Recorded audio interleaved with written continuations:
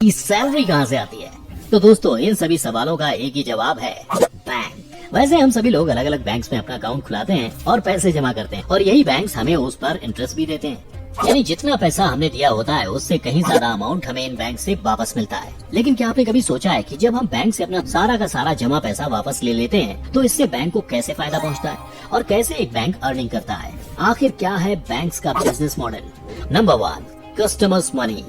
दोस्तों बैंक के पास पैसा कमाने के कई सारे तरीके हैं, जिसमें सबसे पहला तरीका है कस्टमर के पैसे का इस्तेमाल करने का। दरअसल बैंक आपके जमा पैसों का यूज करते हैं दूसरों को लोन देने के लिए और उस लोन पर जो भी इंटरेस्ट रेट चार्ज करते हैं उससे ही इनकी अर्निंग होती है।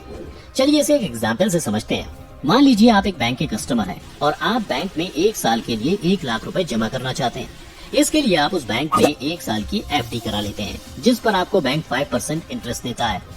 अब आपके ये 1 लाख रुपए बैंक के पास आ गए, जिसके बाद बैंक वो पैसा किसी और कस्टमर को लोन के तौर पर देता है और उससे लेता है करीब 10% इंटरेस्ट रेट।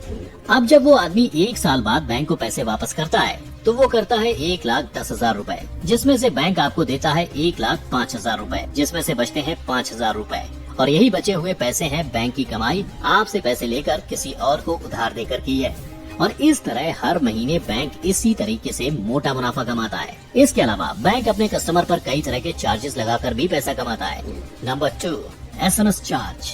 दोस्तों मेरी तरह आपको भी बैंक की तरफ से हर रोज कई मैसेजेस आते होंगे, जिन्हें देखकर आपका भी दिमाग जरूर खराब होता होगा। लेकिन क्या आपको पता है कि इन SMS के लिए भी बैंक क्वार्टरली चार्ज करता है? जी हाँ, वो मैसेजेस जिनमें से ज्यादातर को हम ओपन नहीं करते, उनके लिए भी ये बैंक वाले हमसे चार्ज लेते हैं। वैसे RBI की गाइडलाइन कहती है कि बैंकों को ये सर्विस फ्री देनी चाहिए, लेकिन कई बैंक्स ऐसे भी हैं जो 5 पैसे पर SMS के हिसाब से 25 रुपए महीने तक कस्टमर्स के बैंक अकाउंट से लेते हैं और इस पर GST अलग से लगता है। अब आप सोचिए इस हिसाब से बैंक अपने लाखों कस्टमर से हर महीने कितना पैसा कमाता है। आपको क्या लगता है, बैंक का हमसे SMS चार्ज लेना सही है या गलत? मुझे कमेंट करके जरूर बताइएगा। Number 3, debit and credit card charge. ये तो आपको पता ही होगा कि अगर आप नॉन बैंक ATM से 3 बार से ज्यादा पैसे निकालते हैं तो बैंक उसके लिए अलग चार्ज लेता है। ऐसा करने पर बैंक आपसे प्रति ट्रांजैक्शन 25 रुपए तक वसूलता है। इतना ही नहीं, कार्ड का मेंटेनेंस चार्ज भी हम लोगों से ही लिया जाता है और इसके लिए आपके खाते से साल में एक बार 100 से 500 रुपए तक की रकम काटी जाती है। और हाँ, अगर आपको किसी भी तरह का नया कार्ड बनवाना है तो उसके लिए भी पैसे अलग से चुकाने पड़ते हैं। जैसे अगर आप अपना डेबिट कार्ड खो देते हैं तो दूसरा कार्ड बनाने के लिए आपको बैंक को 50 रुपए से लेकर 500 रुपए तक देने पड़ सकते हैं। एग्जाम्पल के तौर पर भारतीय स्टेट बैंक में अभी डेबिट कार्ड रिप्लेस कराने का चार्ज 300 रुपए और GST अलग से है, जबकि HDFC और एक्सिस बैंक में ये चार्ज 200 रुपए है। Number 4, failed ATM transaction charge.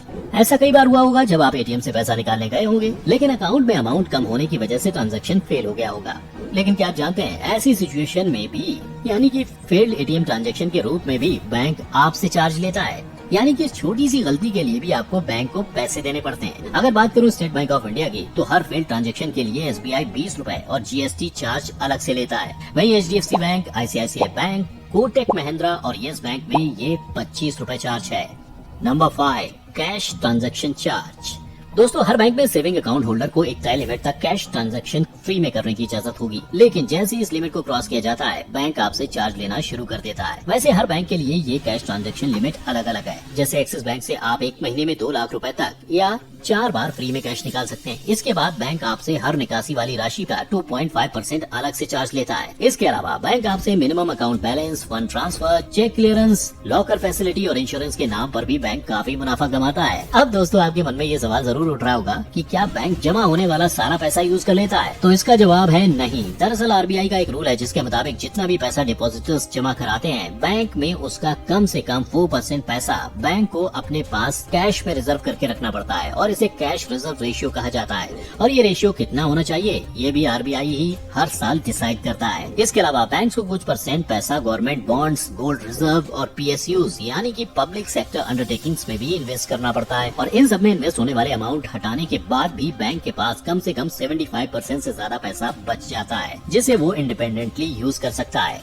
अपने मुनाफे के लिए। दोस्तों अब आते हैं आखिरी सवाल पर, अपना खुद का बैंक कैसे खोला जा सकता है? तो आपकी जानकारी के लिए बता दूं कि आप भी अपना बैंक खोल सकते हैं, बशर्ते आपके पास 500 करोड़ रुपए होने चाहिए, क्योंकि रिजर्व बैंक ऑफ इंडिया की गाइडलाइन के अकॉर्डिंग इतना इनिशियल कैपिटल आपके पास होना चाहिए एक प्राइवेट बैंक खोलने के लिए। इसके बाद आपको आरबीआई से बैंक खोलने की परमिशन लेनी होगी, क्योंकि इंडिया में हर बैंक का बॉस आरबीआई ही तो है। तो दोस्तों आज की वीडियो में बस इतना ही। उम्मीद करता हूँ कि आपको अब बैंक्स का बिजनेस मॉडल पूरी तरह से समझ आ गया होगा। और हाँ, अगर वीडियो पसंद आई हो तो आपको बताइए कि आपको क्या करना है। इसी के साथ अब वक्त हो चला है मेरा आपसे विदा लेने का। मैं फिर मिलूंगा आपसे किसी और सफर पर किसी और वीडियो के साथ। तब तक के लिए अपना और अपने चाहने वालों का रखें ख्याल, सुरक्षित रहें। धन्यवाद।